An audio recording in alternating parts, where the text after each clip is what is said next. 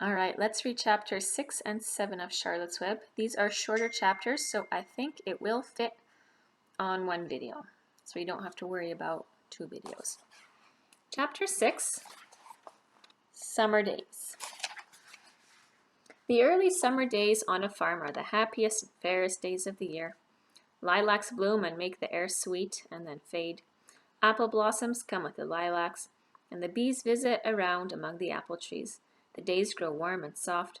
Schools end and children have time to play and to fish for trout in the brook. Avery often brought home a trout in his pocket, warm and stiff and ready to be fried for dinner. Now that school was over, Fern visited the farm almost every day to sit quietly on her stool. The animals treated her as an equal. The sheep lay calmly at her feet.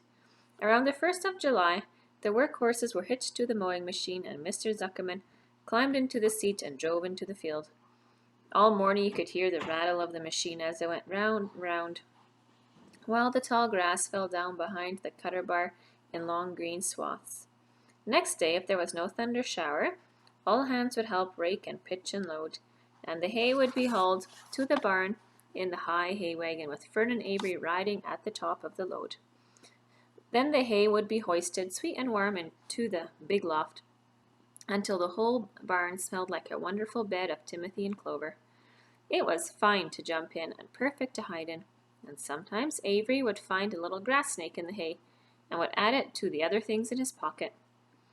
Early summer days are a jubilee time for the birds. In the fields, around the house, and in the barn, in the woods, in the swamp, everywhere, love and songs and nests and eggs.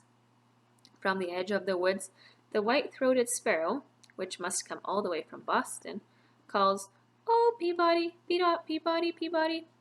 On an apple bough, the phoebe teeters and wags its tail and says, "Phoebe, Phoebe." The song sparrow, who knows how brief and lovely life is, says, "Sweet, sweet, sweet interlude, sweet, sweet, sweet interlude." If you enter the barn, the swallows swoop down from their nests and scold, "Chickie, chickie," they say. In early summer, there are plenty of things for a child to eat and drink and suck and chew. Dandelion stems are full of milk. Clover heads are loaded with nectar. The Frigidaire is full of ice-cold drinks. Everywhere you look is life. Even the little ball of spit on the weed stalk, if you poke it apart, has a green worm inside it. And on the underside of the leaf of the potato vine are the bright orange eggs of a potato bug. It was on a day in early summer that the goose eggs hatched. This was an important event in the barn cellar. Fern was there, sitting on her stool when it happened. Except for the goose herself, Charlotte was the first to know the goslings had at last arrived. The goose knew a day in advance that they were coming. She could hear the weak voices calling from inside the egg. She knew that they were in a desperately cramped position inside the shell, and were most anxious to break through and get out. So she sat quite still and talked less than usual. When the first gosling poked its gray-green head through the goose's feathers and looked around, Charlotte spied it and made an announcement.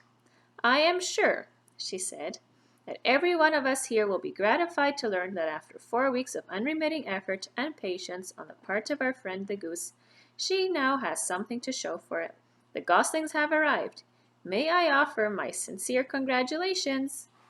"Thank you, thank you, thank you," said the goose, nodding and bowing shamelessly. "Thank you," said the gander. "Congratulations!" shouted Wilbur. "How many goslings are there? I can only see one." "There are 7, said the goose. "Fine," said Charlotte. 7 is a lucky number. "Luck had nothing to do with this," said the goose. "It was good management and hard work." At this point, Templeton showed his nose from his hiding place under Wilbur's trough. He glanced at Fern, then crept cautiously toward the goose, keeping close to the wall. Everyone watched him, for he was not well liked, not trusted. "Look," he began in his sharp voice. "You say you have 7 goslings. There were 8 eggs. What happened to the other egg? Why didn't it hatch?" "It's a dud, I guess," said the goose. "What are you going to do with it?" continued Templeton, his little round beady eyes fixed on the goose. "You can have it," replied the goose. "Roll it away and add it to that nasty collection of yours." Templeton had a habit of picking up unusual objects around the farm and storing them in his home. He saved everything. "Certainly, certainly, certainly," said the gander. "You may have the egg. But I'll tell you one thing, Templeton.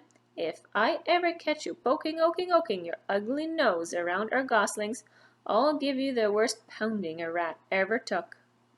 And the gander opened his strong wings and beat the air to show them his power. He was strong and brave, for the truth is, both the goose and the gander were worried about Templeton.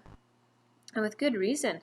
The rat had no morals, no conscience, no scruples, no consideration, no decency, no milk of rodent kindness, no compunctions, no higher feeling, no friendliness, no anything. He would kill a gosling if he could get away with it.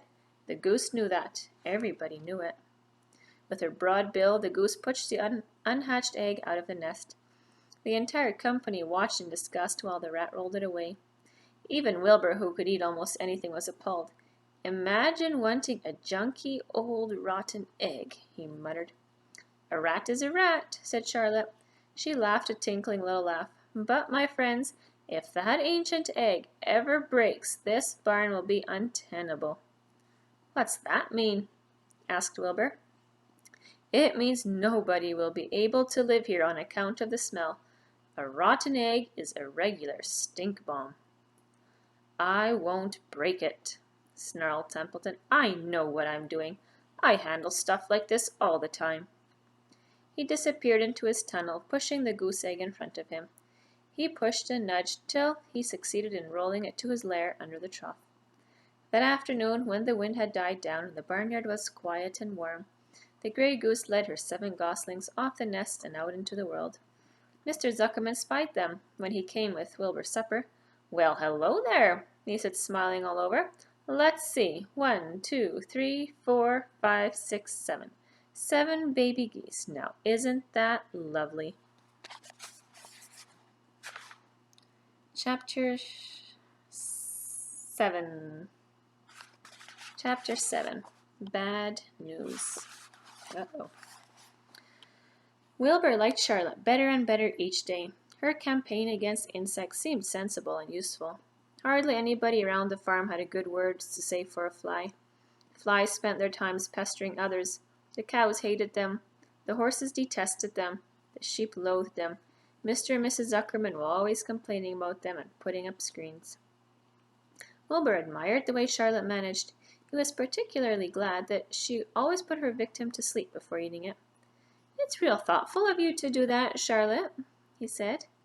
"Yes," she replied in her sweet musical voice. "I always give them an anesthetic so they won't feel pain. It's a little service I throw in." As the days went by, Wilbur grew and grew. He ate 3 big meals a day. He spent long hours lying on his side, half asleep, dreaming pleasant dreams.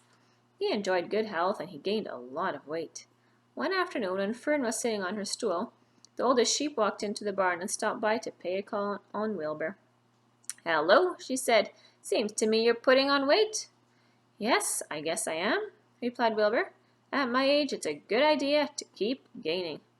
"Just the same, I don't envy you," said the old sheep.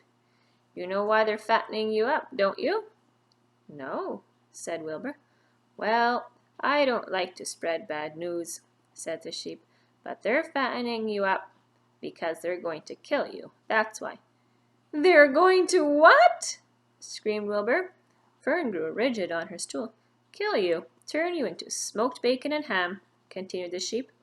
"Almost all young pigs get murdered by the farmer as soon as the real cold weather sets in. There's a regular conspiracy around here to kill you at Christmas time. Everybody is in the plot, Lurvy, Zuckerman, even John Arable."